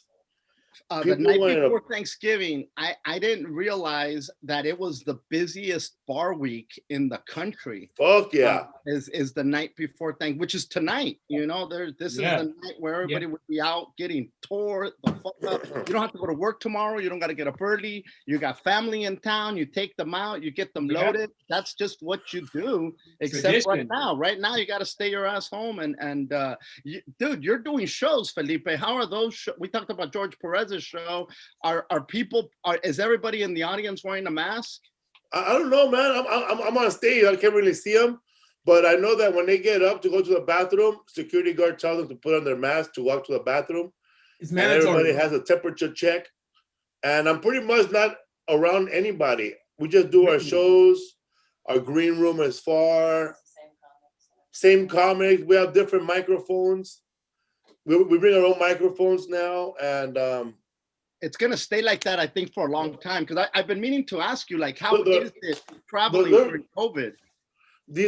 Mostly Texas. Texas don't give a fuck, you know. Texas is open basically. They're at 200 capacity. 75%. 75%. All the improv are 75%. I was talking to but that might change because of the COVID numbers. But they take everybody's temperature, and there's no late show because it takes a long time to clean. So there's no 11:30 show. We have to put a 4 o'clock show instead. And they go in there, man. They wax everything. But we don't go out there and meet the fans. Fuck that shit, dog. Yeah, no, I'm not gonna tell nobody. In Texas, they got like 5,000 and 7,000 people at these shows. There's no social distancing. Nobody's enforcing shit. Which was that? What shows? Comedy shows, concerts, music shows, every kind of show that's going on over there. And that supposedly, I mean, look, I don't know. I've been to Texas, bro. There's no concerts, bro. There's no music. I've been there, bro. There ain't no music. There ain't nothing. There's nothing, bro. Whoever's telling you that's a fucking liar, bro. The only big thing that happening in Texas are weddings. That's it. There's big ass weddings, bro. They don't give a fuck that. They might hire a band to play at that wedding, but as far as concerts, touring, hell no. The last concert I saw was Cody Johnson in Utah, and that fool was insane. There was nobody with masks standing in line, and this fool had a tour bus selling merch. He didn't give a fuck. But as far as concert music in Texas, I've been there, bro. They ain't shit, bro. Whoever's saying that is a liar. They're just fucking bullshitting me, man. They're liar, bro. They know. Where's there ain't music concert in Texas? That's what they told me. Yeah, if there was music. No, bro. Not ever since South by Southwest was the first musical festival to call it quits. Mm-hmm. It didn't happen, right? It didn't happen. There's a lot of comedy shows. Oh, there was where I perform in Corpus, the outside event. That was they do music shows. So like outside stuff. Outside though, no. 2 shows. There's been music shows outside, but as far as inside, hell no, not even one. They're not allowing that shit. They're like, I don't know who's saying this, but I've been there, bro. I asked, who's coming into town? Nobody. You're the biggest event we've had. Wow, that's awesome. Even Corpus Christi, bro. Like they had little. There's no indoors in Corpus or Austin. There was no indoor in Corpus or Austin. No indoors, and so they had their shit outside. But the Improv in Houston, they had 200 stand up live, 200. Portland though, woo, 100 a show. Now they're closed. And they stopped serving alcohol at 10 o'clock at night. Yep. When we got there, I was like, what the fuck? Why did we come here? But yeah, man. But we had 3 shows in one night. But we added a third show on at 4:20. But yeah, bro, no alcohol sold at 10. And they had a fucking riot every fucking night in downtown, like every downtown. Like they tell you not to go to downtown LA. It is, bro. As far as Mad Max, yeah, Portland looks like Mad Max. Wow. Like, right across the street from our hotel, there was at least 30 people living in the streets. Like Jesus. That is never happened when we go. And we have never been to a hotel where there was homeless people right outside. Damn, that's out of control. I mean, I've been hearing a lot of shit about Portland, but you see shit on the news and you don't know what the hell. But Portland, bro, like they're not telling you a lot of stuff because I guess they don't want to say how fucked up it is. But right under the Helium Comedy Club, it was all boarded up, and they told us that a week ago somebody drove an SUV and crashed in and stole everything. Yeah, they drove him backwards, and then they broke the windows, and they just fucking stole everything. Southwest flies at full capacity. United Airlines flies at full capacity with masks, but Delta, shout out to Delta, no middle seats. Hell yeah! And they check everybody's temperature, and they tell everybody to have the air on the whole time because the air changes and cleans itself every 3 minutes. Fucking airlines, some of them are packing the plane, talking about bro, Southwest Southwest and fucking United. Rodrigo sat next to two fat motherfuckers like this. And that girl, Rachel Wolfson, she was sitting next to some man that had a mask that was already off. That fool had like saliva and blood on it, eh? Snoring like crazy. Yeah, like so sleep the only apnea people or that something like we seen not wear masks and fighting it are white people, bro. That's it. There ain't nobody else. It's only white people. There's nobody else. Nobody else makes it an issue. I wear my mask wherever you're supposed to. Inside airports, when I go inside the store, when I go outside, I have it. If I see a dirty motherfucker passing by, I put that shit on. But what some people like walk in with it, like we saw a guy in the lobby, but we ignore them, bro. That's their life, you know. Fuck them. You can't be police. What are you gonna do? Scream at everybody? Hey, put on you're not the fucking mask. But if somebody were to tell him put on the mask and that fool says make me, I'm gonna step up and go, you know, motherfucker, you could just walk away. Yeah. That's it, dog. Yeah. Walk away, man. Cause we'll jump your ass. I'm ready to jump a motherfucker that acts crazy, bro, for not wearing a mask. You know, or anybody who's not wearing a mask, I'm ready to punch a motherfucker, dude. Every time we pass a guy with a Trump hat, we laugh, bro. We go, ah! Every time we pass by the airport, we see somebody with a Trump hat. As soon as he passes by, we go, ah! You know, it's funny because he don't know it's over. That's funny. They're still trying to fight it. Wearing a crooked Hillary shirt. Dude, you're so 2016. And he was wearing an America Great hat with American flag, was not covering up his nose. Dude, what are you trying to do, you fat fuck? You know what I mean? I'm not ridiculous, bro. I'm not fighting that battle. I'm not fighting the masks. I'll put on whenever I need to go somewhere and I need to put on my mask. Don't get me wrong. I'm not a fan of the mask. You need a mask and sandals, bro. Ready to slaughter you. I'm one of those people that couldn't believe that we cannot smoke inside buildings, dog, when that first came out.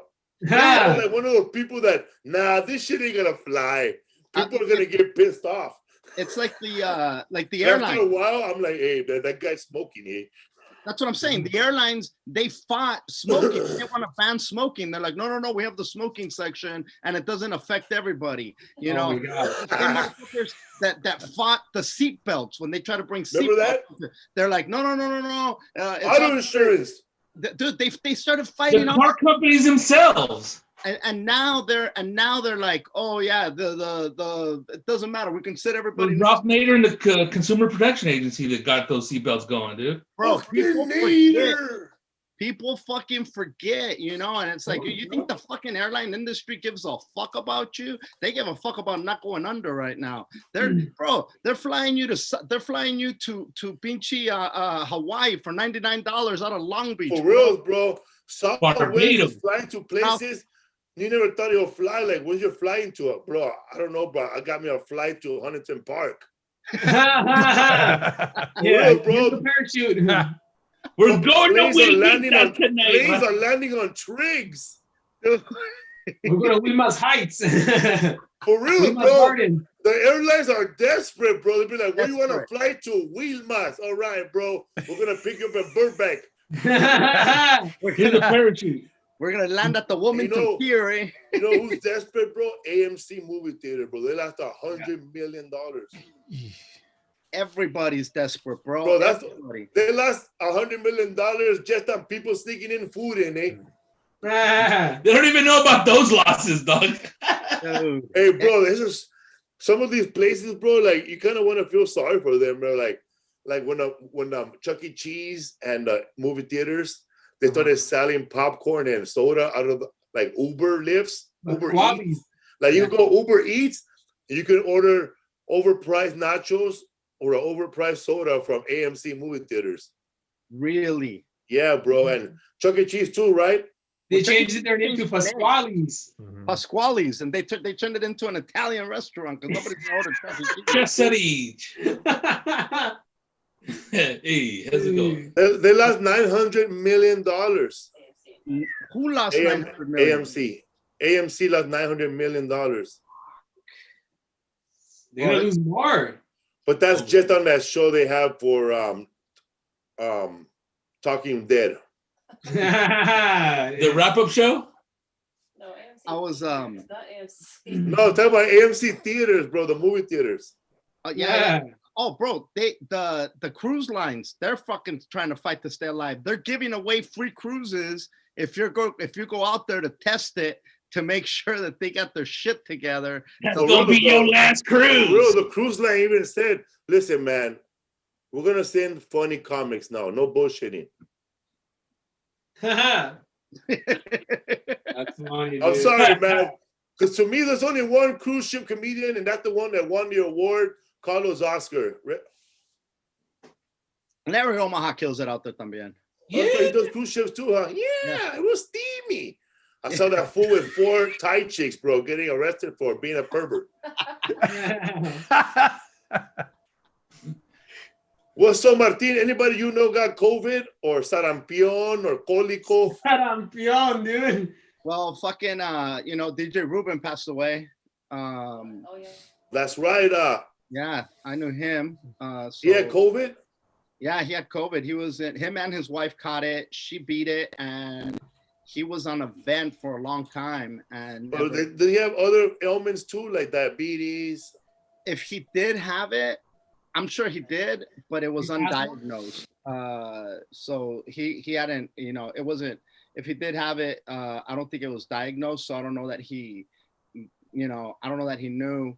But I know that he passed away. I have a couple of friends that have had it, and they pretty much, it's either an extreme. They're either like really crippled and it's fatal, or they had the fucking, not even the sniffles, and they walked away from it like unscathed. There's no in between. It seems like it either really fucks you up, which a lot of people does. That a comedian, Joel Cholo, just passed away as well. Who? Joel Cholo. Yeah, Joel Cholo. And I remember Michael Yo had it in the beginning. This was like Yeah. 6 weeks or So- something at the hospital. So He yeah, was in the hospital 6 weeks. Jesus. Kid Frost, he's in the hospital, and I Yeah. see. So yeah, I mean, I know people personally that have had it. I know people that have died. There's no way I'm gonna say this shit isn't real. It's not a hoax. Definitely not a hoax. It's a. Have you run into people who say, have you argued with people? Like, I know you have a very conscious podcast. I know your podcast pretty much free thinking and express how you feel. And you say a lot of stuff that a lot of people might not agree with. But the people on your podcast, have they confronted you and tell you, Martin, I think it's fake, here's the proof? And have you gotten back and forth with them? Have you lost fans over it? I have not gone back and forth with people. This is So one of you didn't lose no fans like Chingo Bling. I'm not gonna argue. Oh man. Like, I'm not gonna fight people. Tamales. Let me tell you something, homie. Felipe, it is very hard when you know everything. And then when you try to fuck everybody, it's a losing battle. At Oh some my point, God. you know what? It's Not like you're everybody's telling us, gonna make it to it's like 2021. Martin, What are you trying to talk about, bro? Martin is like, you're telling him, bro, how many times I gotta tell you that 2 + 2 is 4, 3 + 1 is 4, 0 + 4 is 4. Hey, bro. How you getting stupider, bro? Hey, you can't take everybody to the new millennium, bro. Some people are gonna get. You gotta leave them behind, Raza. It's not what you know, it's what I'm gonna learn. And there's a lot of dumb fucks out there, bro. There's Hey. a lot of dumb Oh fucks. my God. Yeah, just look at Facebook, eh? Yes. And sometimes I feel like, man, how did you buy a comedy ticket, bro? Yeah. How did you manage to log in? And, GoFundMe account. Eh? How'd you manage to exit the fucking shopping page? It's bananas how many pendejos are out there, bro. And you can't unpendejo them. You just gotta let them be They pendejos. want to go at it, dude. They There's want some- to. There's some fool. I just put Full up that clip, map of Biden almost winning, I just put up the map, and some fool just went. At first, he started going crazy with a couple of other fans, blah, blah, blah, blah. Then he went after me. Then I said, man, and then he go, we'll see you in 4 years. And I said, nah, bro, we're gonna wait 4 years. 4 seconds, dog. You're gonna get blocked for being stupid. Eh? then he made up another account apologizing, eh? And apologizing, can I come back? Bro, my page is a comedy page. It ain't a political debate. You decide to act stupid and shit. There's a lot of comics who ended up putting and really voicing a political opinion these last few months and these last few years, really. You go bling, bro. And they went back and forth with people. And now all of a sudden, and I don't give a fuck what side you're on. Just this goes for both sides. This goes for both sides. All of a sudden now it's like, okay, like after they talked all that shit, now they're like, okay, guys, it's time to heal. Fuck you! After all that shit, you've been calling me a fucking knucklehead. You've been calling me this. Now it's time to heal. Chinga tu madre, bro. Oh yeah. Some people are saying, yeah, man, we gotta forgive the other side now. No, man, it's time to tell them if you don't like it, you go somewhere. Yeah. It's I don't know. I'm just like saying that. It's so divided. It's really so divided still. Even now, it's still divided like crazy. It's always been divided. But divided. Not like this. Not it's like been divided since the colonies, bro. All right. We were divided during segregation. We were divided during segregation. We almost split the union. Absolutely. Yeah. And that was by law, bro. I'm talking about in my goddamn lifetime. I don't remember it being this divided. Well, because we didn't have social media, bro. All we that definitely paper. Lights the fire, throws fuel on the fire. All we had was the little paper, bro, that said we didn't have the social media, and now everybody read a newspaper. It's like now everybody's forced to read the newspaper every day.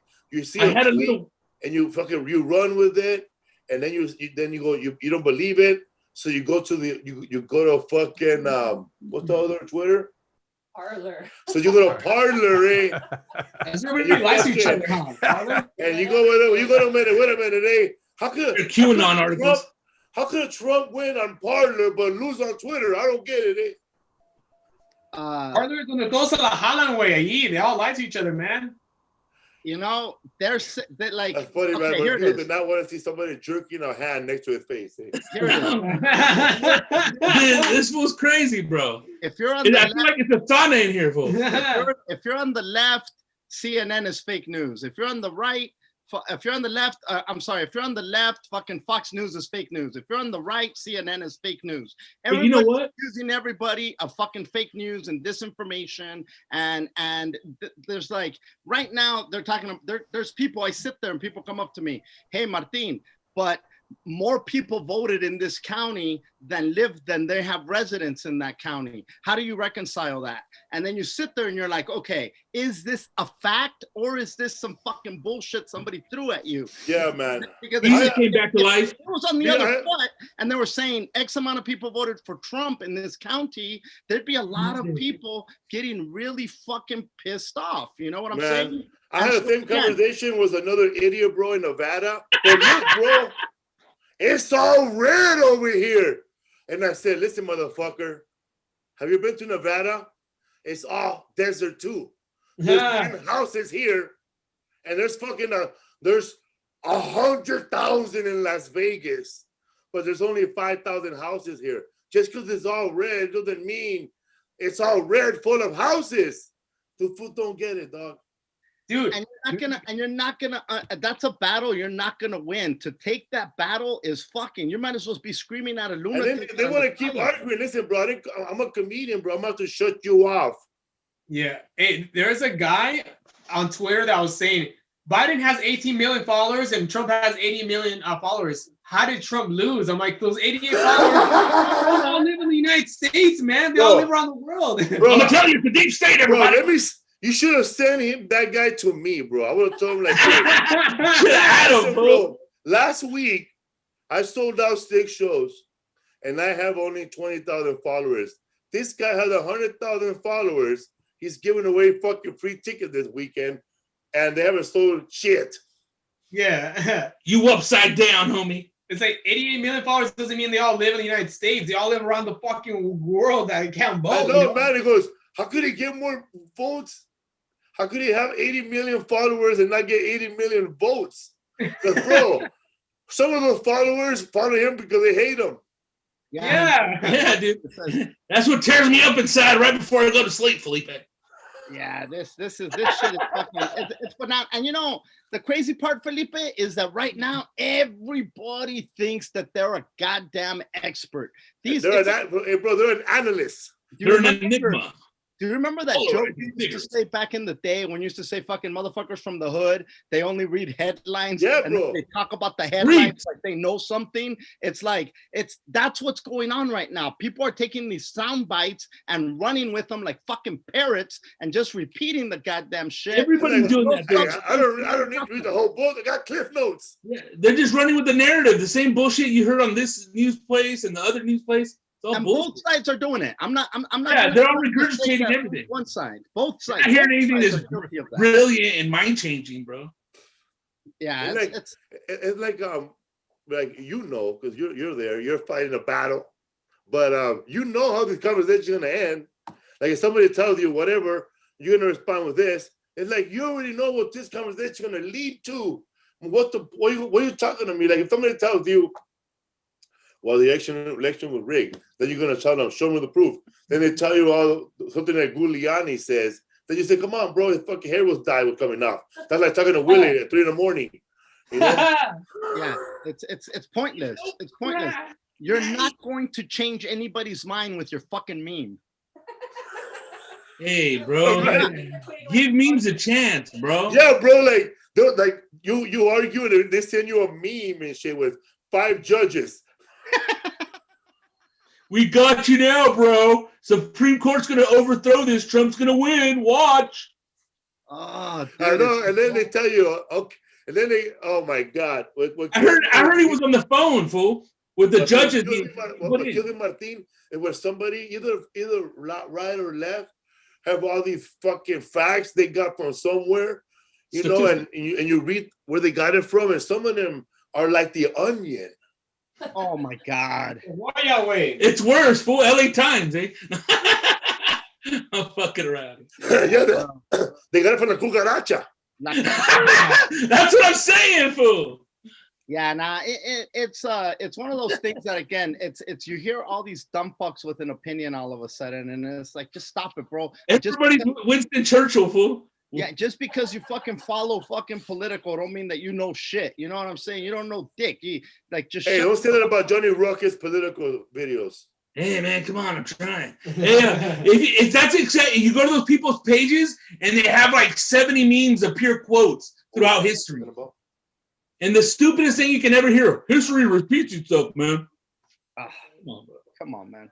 Oh, come on, man. Historians repeat history, man. This fool. Bro, there was this manager that I knew from a comedy club, and she came to LA, lived in LA, you know, whatever, man. But whatever, bro. But now she's like, woo! You know, she posted there was a commercial ad that says how to put on a mask. So they showed a blind guy putting on a mask. Then they showed a guy with no arms putting on a mask with his fucking foot, dog, all right? I want to see that. Wait, there's more, dog. There's more. And then there's another one, blah, blah, blah, blah, right? So everybody that couldn't, everybody without a limb can put on a mask. How about you? So a lot of people were blah, blah, blah, blah, arguing and shit. But this chick went off, bro, like the real. She said, so you mean to tell me, blah, blah, blah, a prostitute has to wear a mask? And man, and that I gotta wear a mask to kiss my husband. Bro, nobody's telling you to do none of this shit, you crazy bitch. Right? Look, not that I'm an anti-masker. I know, but the commercial's kind of weird though. But I will say this. He also could solve he could figure out a fucking Rubik's Cube with his toes. So let me say this about masks, all right? Because I'm not saying they don't work, but there's a lot of motherfuckers who wear the same mask for 2 weeks. Enough about Rodrigo Torres. They put that shit on a counter. They put that shit here. Listen to me. You might as well be putting your fucking underwear on your goddamn face, dude. Because it's like if you don't wash your mask, or if you don't have many masks or disposable masks, and you're just using the same nasty mask over and over again, What the fuck are you doing? That's just counterproductive. You're fucking yourself up and you're hurting yourself. So there is, and again, I'm not an anti-masker, but there's a lot of dirty motherfuckers reusing the same condom on their goddamn face. You know what I'm saying? And that needs to be, just because you put on a mask doesn't mean that you're safe. There's a lot of fools that get that false sense of security. Well, I'm doing something. That's nasty, you fuck. You don't even put on your underwear 2 days straight unless you flip them inside out. But the fuck. I know somebody that got coronavirus from putting on someone else's mask. What?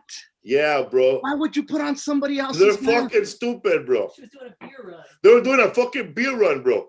She goes, oh, I forgot my mask. And she just grabbed any mask, eh? In her friend's car. Pick a mask. Any mask. Bro, people when I grew up are catching corona, sharing a 40 ouncer still. See, nasty, man. Because let me tell you, man, all of us here, we have enough money to have a box of masks. We do. But just people out there in the hood still who don't have a fucking mask, who don't even know how to get one. They don't give a fuck. They walk into a liquor store like this. Hey, give me 2 40s and a cigarette, homie. And I've seen them walk in there when I'm in there. I don't give a fuck, because to me, that's always been funny that they're trying. Yeah. But I was buying a donut at 9 in the morning, and this fucking dirty motherfucker showed up with no mask. J-Rock. Out of the hospital, bro, in a wheelchair. And he had one of the little urine tubes on the side, so he can just pee whenever he wants to and hang it onto the wheelchair.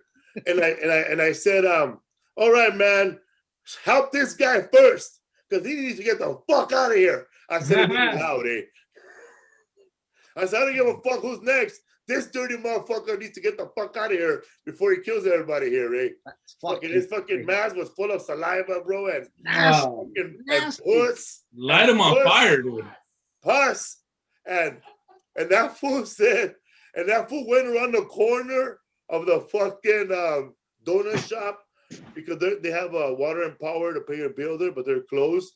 And he went over there, bro, and started drinking his fucking Guinness, dog, and smoking a cigarette, dog.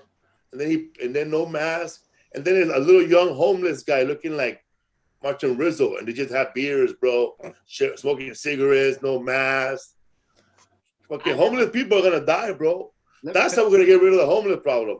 Felipe, I go to downtown, every once in a while. You know where you go, bro. You park the car, go up the stairs, come back down. When I go to Let's downtown, not, bro. Let's talk about those fucking flower pants you brought in, bro. I never seen somebody bring flower pants and actually draw an actual size person on their pants. He's a fashionista. Oh, that's beautiful. And so, I don't know if you noticed, but we have the fucking wet bandits over there on the other page. Wet bandits from Home Alone. Well, me and Rodrigo. He said it earlier, bro. Ah! That's a kid. I go to fucking downtown, and when I see the people walking around with no mask, no social distancing, no nothing, Felipe, nothing. Community, bro. I know, man. They're out there like the goddamn Walking Dead, Felipe. They are, man. And you go somewhere else, you gotta put on a goddamn mask. These cabrones, nobody's fucking with them. They're walking around naked, bro. They're fucking naked sometimes. They're out even the police are afraid to touch them now. Bro, they put bathrooms out there, and there's I don't know if you saw, there's porta potties everywhere for them. Bro, I saw the porta potty with a sink. Yes, there's sinks, there's porta. They're like, this isn't there's nothing sanitary about that. There's a sink. What the fuck is that? That's like recycling a condom, Felipe. What the fuck is that shit out there? Oh, they have that guy Randy, bro. He goes over there and cleans it all up. Ronnie. But all those homeless people have like huge tents, bro, like mansion tents, dude. Yeah, they have like running electricity and all that shit. I asked that homeless guy one time, Rodney, hey bro, are there people out there dropping like flies? He goes, not like normal, like a homeless guy dies every day, but usually from being homeless forever. Yeah, You know, so again, and I'm not, you know, somewhere in the middle, there's got to be a fucking a path to. We just surpassed, I think, 2,000 deaths in the United States today for the first time since fucking May or some crazy shit like that. You know, 2001 day. That's all over the United States, including Alaska and Hawaii. I think so. Yeah, right now I know in Hawaii you can't go to island no more. Like if you live in Honolulu, stay your ass in Honolulu. If you live in Hilo, don't go to Maui. You have to quarantine for 10 days when you land. When you land in Hawaii, you got to quarantine for 10 days. Do you remember the last time they made everybody stay home? Early this year? 4th of July. That was during the riots, right? 4th of July. 4th of July, they shut down all the beaches and said, I didn't know that. I didn't know. Yeah, they shut down all the beaches for 4th of July. People still went though, right? No, they were fucking closed and they were ticketing people. And I mean, if you went, but my point is that was a major holiday and that people go to the beach, they usually see fireworks and they shut it down. This now, right around Thanksgiving, they shut it down again. Now, look, I'm not like fucking trying to put on a tinfoil hat and be a conspiracy theorist here, but these are major gathering holidays. Like right now, like there's families right now that are like saying, we're not going to get together. It's not safe. It's condition purple.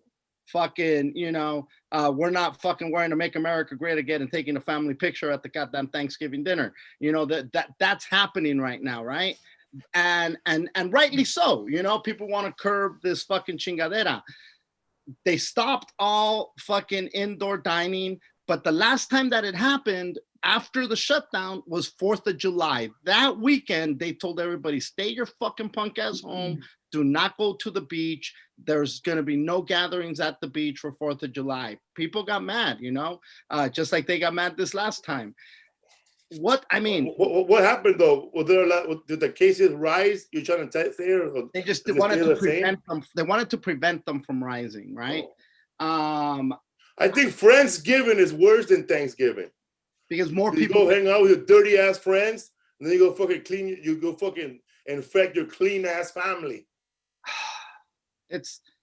You don't even like. How many people have you had contact with since this began? Limited amount, right? Only these 3 guys right here. That's it.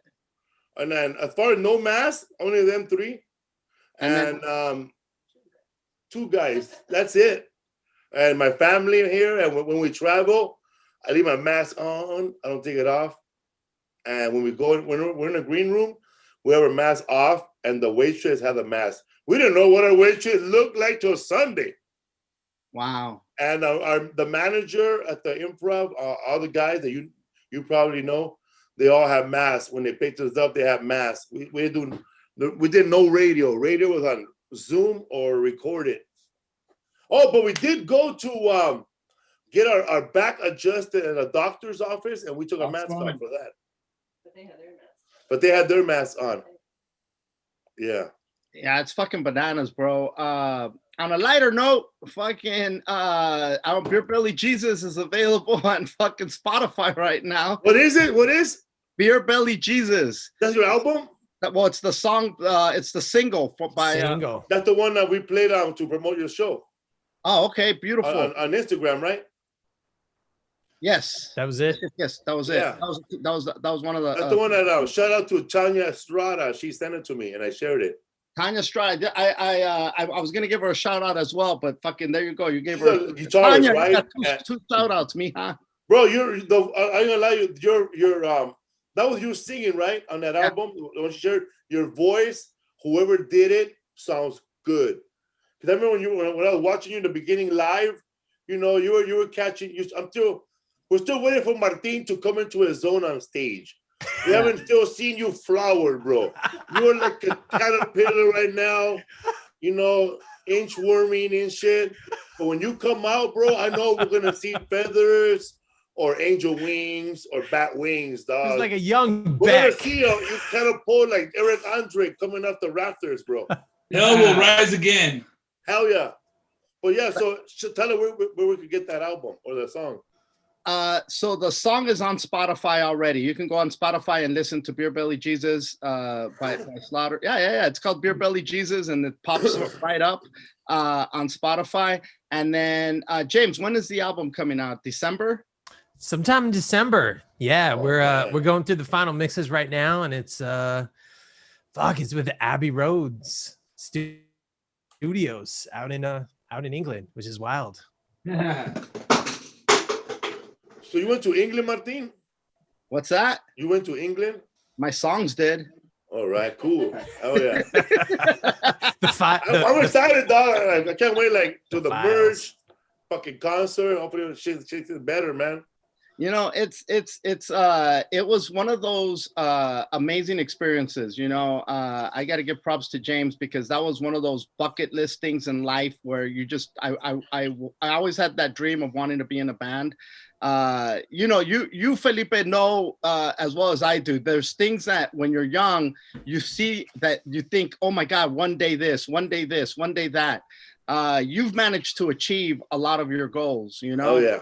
And when you do that, there's this thing that's like, fuck yeah, like that's it's very satisfying. You manifested that into reality, you know? Oh yeah. And this is one of those bucket list things that was able to happen. It was amazing, and I'm just happy to have even been a part of the whole project, you know, with Shayna and James and Tanya and Paris. You know, it was a magical moment in time. It was a magical moment in time. It was preordained. Yeah, no. So I'm excited. Thank God for auto-tune, Raza. It was a lot of songs that were a lot of the music in the 80s that inspired me were bands like MDC, Multi-Death Corporation, Suicidal Tendencies, a lot of these punk bands that were angry and saying something. MDC was talking about corporate death burger, Ronald McDonald in the 80s. Before anybody knew what GMOs were, these guys were attacking that, you know. No, vegan, right? Yeah, they were also talking about fucking Hershey's with all the shit that they were putting into that radioactive chocolate forever and ever. I mean, way ahead of their time, you know. And so I wanted to do something that kind of like dead children. Yeah, millions of dead cops, millions of dead chickens. That's that song, pluck a chicken or something like that. Yes. So MDC, the song Multi-Death Corporation, when they're talking about, you know, politicians being for sale with corporations not giving a fuck about anything other than way before it was popular. Woke was woke. And yeah, they were woke before. They were waking motherfuckers up before when people were still fucking in a deep slumber, homie. And so they don't want to listen. And so, and those bands kind of like struck a chord with me. And I said, you know, I have an opportunity right now to scream some shit. And I screamed shit that was near and dear to my heart. And that meant something to me. I've always been a fan of lyrics. So I kind of obsessed over the lyrics. I wrote my own, man. James is a talented musician, so he was able to put the music together, and it ended up really working out and complementing each other, and fucking hey, I'm really proud of the product that we put out, that we're about to put out.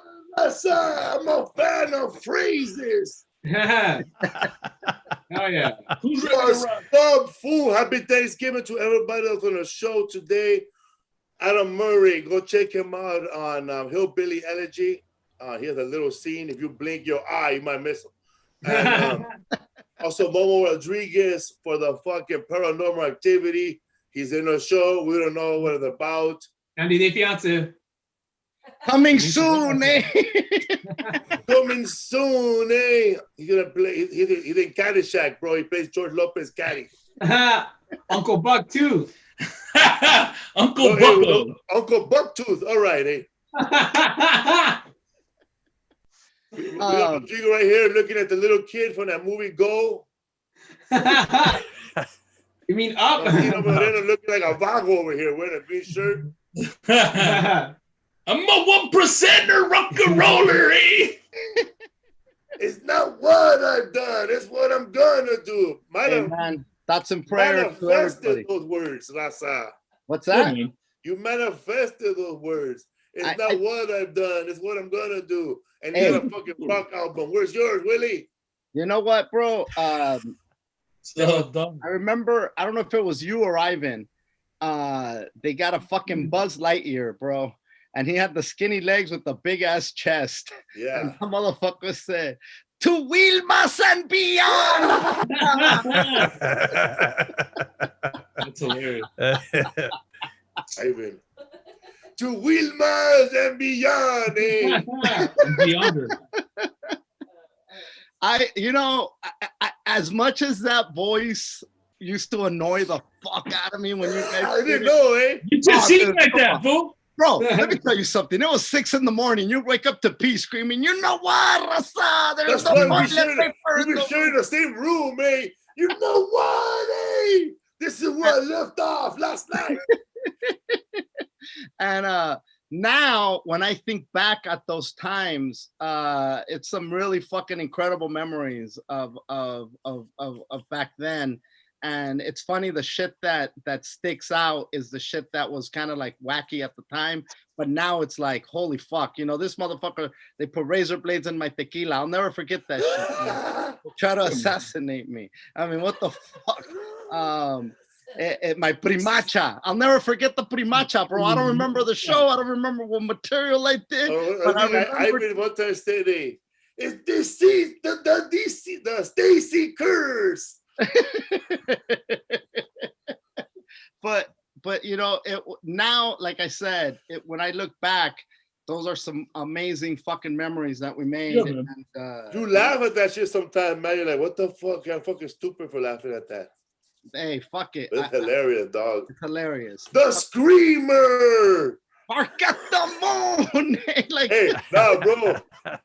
Before you hang up, bro, remember it's a funny time when me and Ivan brought those 2 chicks to the hotel, and then those chicks, I guess they saw the couch and they saw the bedroom and they changed their mind, and then when they closed the door, Ivan threw 2 fat ass burritos all mad against the fucking door, bro, and those fucking beans exploded, dog. No. And then those chicks came back. What was that? Ivan slammed the door, nothing. And what the fucking thing Rick Gutierrez said, hey, yeah, man, that girl found out, fuck her, I don't want the guy on the couch.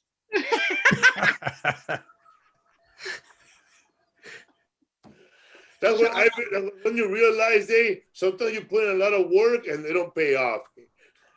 Felipe. No dividend, man.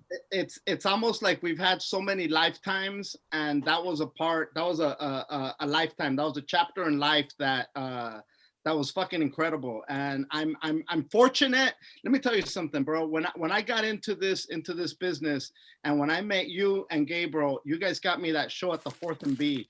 That's right. That was the first big show that I ever did. You motherfuckers got me on Que Locos. You motherfuckers did. You guys popped my cherry on so many goddamn things. And to have shared all that time with you guys and everybody else that was around, Hell yeah, all those this fools, bro, motherfucker Benny right Mena, G. Riley, all the fucking Frank Lucero. I think the good time, bro. We were all just regular fools eating at Denny's, just laughing, bro.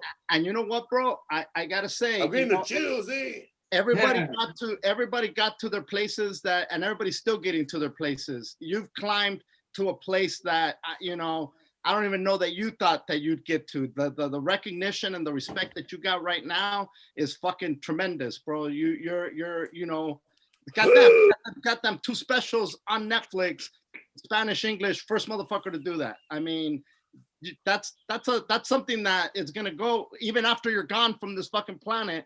That shit will go on. Everybody's made their fucking. Everybody's making and made a mark. So it's breaking barriers. And now it's time for the mark of the beast. Here we are in 2020. And you got COVID, and people will never see a planet like the one that we saw. Perhaps they'll never see it. The fact that we got to live that and experience that, I'm a grateful motherfucker, bro. So I'm thankful for that this Thanksgiving. I'm thankful for all you motherfuckers on the screen and everybody watching. Hell yeah, bro. We love you, bro. Bark at the moon. Planet Rocky. fucking You check killed out somebody? martinmoreno.com, man, because we not so fest in Wilmington, first time. I mean, Yeah, bro. We're up to mine, bro. first annual in 2021. Me and Hoodoo are doing a Christmas live stream on the 11th. When? On the 11th, we're doing a live stream. It's going to be our first show. All the With a lot of people there? we're going to have friends and family just so that Alright. we're not performing to an empty fucking, screen. And we're going to stream it. And you know what, bro? I haven't been up. And I'm like, fuck it. Let's do something. All the COVID jokes, there's going to be more COVID jokes than there is COVID cases. Yeah. It's time to take COVID, man. Hey, It's fuck on it. a Steve Trevino special. Did you? Yeah. I haven't seen it. No, he released a special during the coronavirus, and so did Kevin Hart. I think I he's the saw only one Kevin too. Hart. He did one in his living room, bro, in front of his family. Yeah. Did you see the Chappelle thing that he just put out? Hell yeah, bro. When I saw that, bro, I called up Mike Robles. Take down my tape. You pulled down the T-shirt link. I called up fucking Comedy Time. I said, could you at least spell my name right? You spell my name Filipe. Oh no. Fucking culeros, bro. That shit Yeah, fucking bro. gave me chills listening to that shit. So, fuck it. I love you fuckers. I love you too, bro. Yeah, When man. he was talking about that, bro, about meeting the owner comic, I just kept thinking about the owner comic. Did he meet Willie Barcena too? You know what, Raza? They're trying to assassinate me. Say, Rodrigo. But I dodged it, Rasa. Now I'm singing in the rock and roll band. It's not a pipe dream. It's a way of life. Giving them to my producer. With no floaties, someone give Jesus a beer. Cheers, give Jesus a beer. What's metal for one here? Matthew, Mark, Luke, John, bet 5,000 whip to fish. Someone give Jesus a beer. Cheers, give Jesus a beer. Matthew, Mark, Luke, John, heal the sick and raise the dead. Someone give Jesus a beer. Cheers, give Jesus a beer. Father, Son, Holy Ghost. Still got time to work on that. Someone give Jesus a beer. Have to lift it on the cross. Someone give Jesus a beer. Homo even has it here. Someone give Jesus a beer. Fuck yeah, man. I'm the Boyle Heights Punk Days. What's up, Okay, fool? man. Thank you, everybody. Happy Thanksgiving, guys. Later. Thanksgiving. Happy Thanksgiving.